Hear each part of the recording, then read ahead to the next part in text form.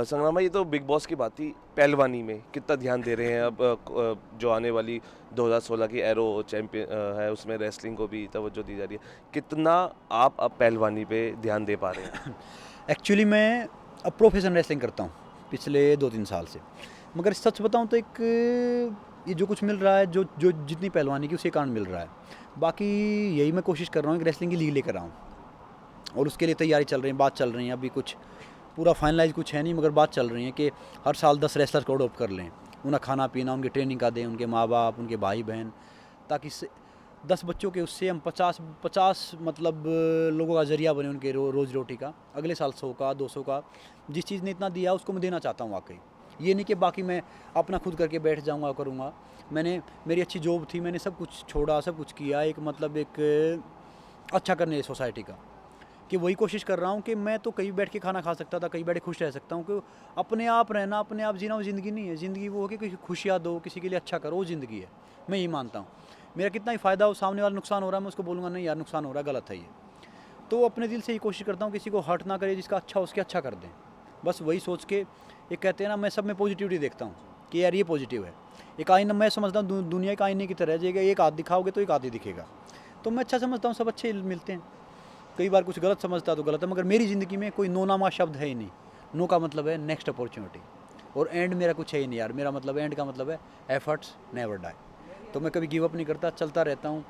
जो कुछ होता है मालिक अच्छे के लिए करता है। तो बस जब आप ऊपर जा रहे हो 10 आपको टांग भी खींचेंगे, 10 आपको वो भी करेंगे, मगर मैं उनसे और ज़्यादा प्यार करता हूँ, क्योंकि जो टांग खींचने वाले हैं वो हमारे दिल के और ज़्यादा करीब हैं। वो हमारे लिए इतना सब कुछ निकाल के रखते हैं और एक टोनी का काम करते हैं।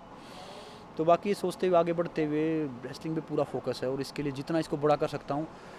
अब मैं छोटे से लेके बड़े तक ये जानते हैं, हाँ रेसलर ये है, रेसलर वो है। बाकी ये नहीं जानते कि हम ओलंपिक में कितने मेडल जीते थे हमने, 6। तो इंटरटेनमेंट एक काफ़ी एक बड़ा फैक्टर है, नो डाउट। तो इसका, इस प्लेटफॉर्म को मैं अच्छी तरह चाहता हूँ कि अच्छी तरह इसका मतलब, एक जो प्लेटफॉर्म मिला इसको आगे बढ़ाऊँ, एक मतलब अच्छी शिद्दत से, अच्छी सोच से। तो कोशिश कर रहा हूँ, देखता हूँ आप सभी गुड चीज़ कितना आगे लेके जाते हैं। बीच में एक डिसीजन आया था, रेसलिंग को ओलंपिक से बाहर कर दिया गया है, लेकिन अब खुशखबरी है कि उसको रेसलिंग दोबारा उसमें इंक्लूड कर दिया गया है। लेकिन क्या क्या रेसलिंग इतने छोटे महीनों में सोच के उसको बाहर कर दिया गया, और फिर कुछ पहलवानों ने इसका अगेंस्ट उसको आवाज़ उठाई, और अब उसको गुड न्यूज़ ये है कि वो 2020 में ओलंपिक्स में इंक्लूड कर दिया गया। जब इसको बाहर निकाला गया, आपके पास भी खबरें आई होंगी कि ओलंपिक्स से इसे बाहर कर दिया, आपका क्या रिएक्शन था? क्या रेसलिंग को इतने हल्के में लेना चाहिए? नहीं, एक्चुअली जो इंडिया की बात है, पूरे वर्ल्ड में रेसलिंग मतलब एक प्राचीन खेल रहा है, और इंडिया में हमने अपना पहला पदक रेसलिंग में जीता था। 1952 ओलंपिक में के डी जादव साहब ने पहला व्यक्तिगत मेडल जीता हमारे लिए। और ओलंपिक में इंडिया की जो निशान बढ़ाई है, ओलंपिक में वर्ल्ड में रेसलिंग का बहुत बहुत योगदान है। अभी लास्ट ओलंपिक में भी हमने 6 में से 2 पदक रेसलिंग में जीते। उससे लास्ट में भी हमने 1 पदक रेसलिंग में जीता। तो कुश्ती ने इतना मान सम्मान दिलाया देश को, इतना प्राचीन खेल है हमारा, जो कृष्ण भीम जी के कहू से चलती आ रही है। पहले मल्लयुद्ध होता था, फिर ये मॉडर्न रेसलिंग आ गई। तो इसका बाहर निकलना कोई जायज़ था ही नहीं। और ये एक रेसलिंग, ये एक आम आदमी का खेल है, गरीब आदमी का खेल है। ये रेसलिंग को भी पैसे वाला इंसान नहीं कर सकता, पैसे वाला इतना दर्द सह ही नहीं सकता। मैं लिख के देता हूँ। हालांकि आजकल कुछ कर रहे हैं मॉडर्न उससे।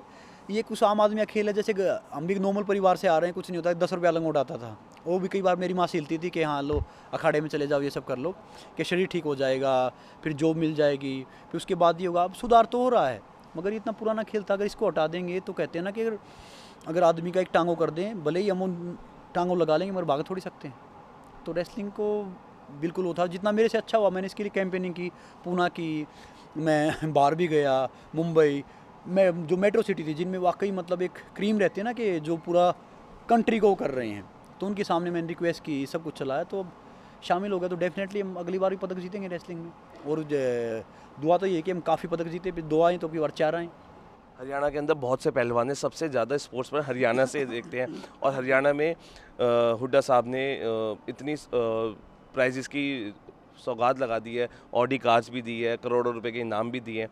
आप क्या कहना चाहेंगे, जो हरियाणा के पहलवान हैं, जो एक किसी कारणवश किसी भी फैसिलिटीज़ जो मुहैया नहीं होती उन्हें, वो आगे नहीं आ पा रहे, उन पहलवानों के लिए आपका क्या एक मैसेज है? नहीं, एक्चुअली अपने इंडिया में एक थोड़ा डिफरेंट स्ट्रक्चर है। पहले कुछ प्रूव करना पड़ता है, तब कुछ मिलता है। बारी है कि अगर आप थोड़े से टैलेंटेड हो तो आपको सब कुछ मिलने लग जाता है, थोड़ा सा कुछ है। तो वो बन रहा है, वो ढांचा तैयार हो रहा है कि मतलब पहले के मुकाबले गवर्नमेंट ने काफ़ी अच्छा किया। और अगर हरियाणा अगर भारत के नक्शे से निकाल दो तो 80% पावरफुल स्पोर्ट्स फिनिश हो जाएगा, चाहे रेसलिंग हुई, बॉक्सिंग हुई या जूडो हुई, कुछ भी हुई। तो हरियाणा काफ़ी योगदान है, क्योंकि हरियाणा का जो एक खान पान है, रहन सहन का तरीका है, वो अच्छा है। और जो पहलवान हैं, उनको मैं यही कहना चाहूँगा कि पहलवानी करना थोड़ा मुश्किल काम है, मगर वो गिव अप मत करें। और किसी भी चीज़ में हम लगे रहते हैं तो मालिक मजबूर हो जाता है देने के लिए। और कहते हैं ना कि किस्मत लक पता कहाँ होता है, यहाँ पे होता है। जितनी मेहनत करोगे मालिक मजबूर होगा, देगा। वो बुरा भी करेगा तो किसी के अच्छे के लिए करेगा, क्योंकि हर चीज़ में एक अपॉर्चुनिटी छिपी होती है, बस उसको पहचानने की ज़रूरत है। अब यार मैंने वो देखा कि 15 किलोमीटर पैदल जाता था, बस का फेयर नहीं होता था, किराया नहीं होता था, नंगे पैर रनिंग करते थे। तो मैं आज भी वही कर सकता हूँ, कोई बड़ी बात नहीं है। मैं अब भी चल सकता हूँ 20 किलोमीटर, अब भी सब कर सकता हूँ, क्योंकि ज़िंदगी में जिगजैग आने चाहिए। क्योंकि इसी चीज़ में भी सीधी लाइन जाएगी तो उसका मतलब डेथ है, मौत है। तो थोड़ा सा स्ट्रगल करो तो फिर कुछ चीज़ मिले, तो उसका महत्व ही अलग है। और मैं सबसे यही रिक्वेस्ट करूँगा कि गिव अप मत करो, चलते रहो, आगे बढ़ते रहो, तो डेफिनेटली अपनी मंजिल को पा के रहेंगे। आज का जो स्पोर्ट्स पर्सन है, देखते हैं जो ड्रग्स है, जो वो ज़्यादा लेता है, सोचता है कि इसे लेने से कुछ फ़ायदा उसे मिलेगा। आपका क्या कहना है उन नौजवानों को जो ऐसे नशीले पदार्थों का इस्तेमाल करते हैं? मैं ये कहूँगा कि जो एक अपने यहाँ पे रहा है कि दूध, घी, ये सब कुछ नेचुरल चीज़ हैं, जो ये नशा है या ये चीज़ें हैं, ये एक जो वो एजुकेटेड नहीं है सही मायने में, उनको मिसगाइड कर देते हैं परफॉर्मेंस के लिए, थोड़े से उसके लिए वो कर देते हैं, जो बाकी अपनी ज़िंदगी के साथ साथ एक सोसाइटी की, अपने पूरे परिवार की, उसके बाद कंट्री की तो उन तक बात आती है। तो ये सब गलत चीज़ें हैं, इनको अवॉइड करना चाहिए। कुछ नहीं है कि ड्रग्स लेने से कुछ हो जाएगा, नेचुरल रहो यार। मैं प्योर वेजिटेरियन हूँ, और मैं सच बताऊँ कि इन चीज़ दूर रहता हूँ, च्यवनप्राश खाता हूँ, दूध पीता हूँ, ये सब करता हूँ। मतलब कि नेचुरल चीज़ें रहोगे, जो एक प्राकृतिक चीज़ है, वो लंबे समय तक चलती हैं। और ये चीज़ें होती हैं, इनकी ज़िंदगी बड़ी छोटी होती है। कहते हैं ना कि एक सही रास्ते पे चलो आप, सच्चाई के रास्ते पे, वो बिल्कुल खाली मिलेगा, लंबा मिलेगा, धूप भी, बारिश भी, सर्दी भी, हर चीज़ मिलेगी। और जो शॉर्टकट में जाओ, आपको ढेर सारा मिलेगा, शॉर्टकट अच्छा मिलेगा, मगर उसका एंड सक्सेसफुल नहीं होगा। ऐसे ही ये है कि जो ये सब रास्ता है ड्रग्स का, नशे का। और एक ताज्जुब की बात ये है कि मैंने पढ़ा कि नॉर्थ इंडिया में 80% है ये, पंजाब, हरियाणा में। तो मैं सबसे अपील यही करूँगा कि कंट्री वो स्ट्रॉन्ग होती है जिसका यूथ स्ट्रॉन्ग है, तो कंट्री स्ट्रॉन्ग है। और वर्ल्ड का 35% यूथ इंडिया में है अपनी पॉपुलेशन के हिसाब से, और फिर भी हम अगर इतना बेहतर नहीं कर पा रहे तो कब करेंगे। तो नशे में, इसमें कुछ भी नहीं है। जो नेचुरल चीज़ है वो अपनाओ, और लंबे समय तक आप बेहतर रहोगे। जो हमारे संस्कार हैं, जिस हिसाब से चल रहे हैं, क्योंकि सच्चाई परेशान हो सकती है पर पराजित नहीं। चलते रहो बस।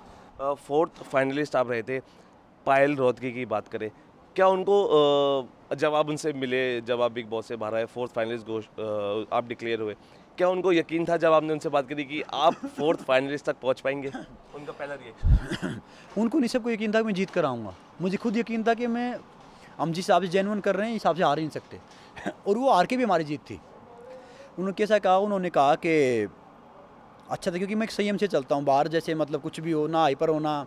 कोई इस शो से मैं एक चीज़ ज़रूर सीखी, कोई कुछ भी बोले, गलत बोले कि ये वो है, ये गलत है, ये करता है, वो करता है, खुश रहो, उनकी सोच है।